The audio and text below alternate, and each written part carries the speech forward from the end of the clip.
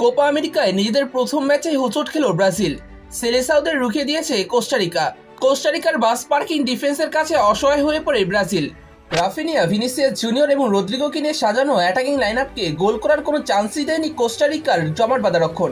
Brazil বল পজিশনে ঢের এগিয়ে ছিল আজকের ম্যাচে। কোস্টারিকার 26% বল পজিশনের বিপরীতে 74% বল পজিশন নিজেদের কাছে রেখেছিল ব্রাজিল। ম্যাচে সেলেসাওরা গোলমুখে শট নিয়েছিল 19টা, যার মধ্যে 2টা ছিল অন টার্গেট শট। সেই 2টা শটের মধ্যে 62 মিনিটে লুকাস পাকেতার দূরপাল্লা শট ফিরে এসেছে কোস্টারিকার বার পোস্টে লেগে।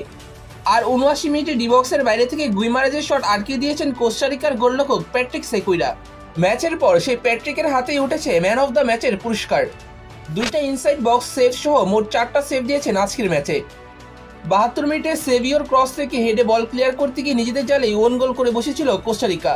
তবে সেই যাত্রায় দলকে রক্ষা করেছেন গোলরক্ষক প্যাট্রিক। ম্যাচের 25 মিনিটে রাফিনিয়ার শট আটকেছেন সামনের দিকে এসে। এই ম্যাচে কোস্টারিকার অভিজ্ঞ গোলরক্ষক কেইলর নাভাসের অনুপস্থিতি বুঝতেই দেননি তিনি। এছাড়া ম্যাচের শুরুতে গোলের ভালো সুযোগ ছিল ব্রাজিলের কাছে। 11 মিনিটে রদ্রিগোর শট চলে যায় বারপোস্ট ঘেঁষে। 30 মিনিটে কোস্টারিকার জালে বল জড়িয়ে ফেলেছিল ব্রাজিল। রদ্রিগোর ফ্রি কিক থেকে গোল করেছিলেন ব্রাজিলের ডিফেন্ডার মার্কিনিওস, তবে অফসাইডের জন্য বাতিল হয়ে যায় ব্রাজিলের করা সেই গোল। এই ম্যাচে আবারও ব্রাজিলের সমর্থকদের হতাশ করেছেন ভিনিসিয়াস জুনিয়র। ক্লাব পর্যায়ে রিয়াল মাদ্রিদের জার্সিতে রঙিন সময় কাটালেও ব্রাজিলের জার্সিতে একেবারে ছন্নছাড়া পারফরমেন্স তার। আজকের ম্যাচে 6টা ড্রিবল করার চেষ্টা করেছেন তিনি, তার মধ্যে একটাও সফল হয়নি। 18 ওভার পজিশন লস করেছেন, যা ম্যাচে দ্বিতীয় সর্বোচ্চ।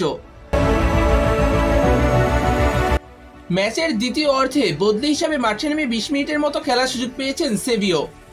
এই 20 মিনিটের খেলাতেই পুরো ম্যাচের সবচেয়ে বেশি ড্রিবল কমপ্লিট করেছেন তিনি। যখনই তার পায়ে বল গেছে প্রতিপক্ষের জন্য হুমকি স্বরূপ মনে হয়েছে তাকে। কোস্টারিকার বিরুদ্ধে ম্যাচে সেভিও খেলেছেন মাত্র 20 মিনিট। এরই মধ্যে 6টা সাকসেসফুল ড্রিবলের পাশাপাশি 7টা ডুয়েল জিতেছেন। এছাড়া ব্রাজিলের পরের ম্যাচ আগামী 29 জুন প্যারাগুয়ের বিরুদ্ধে।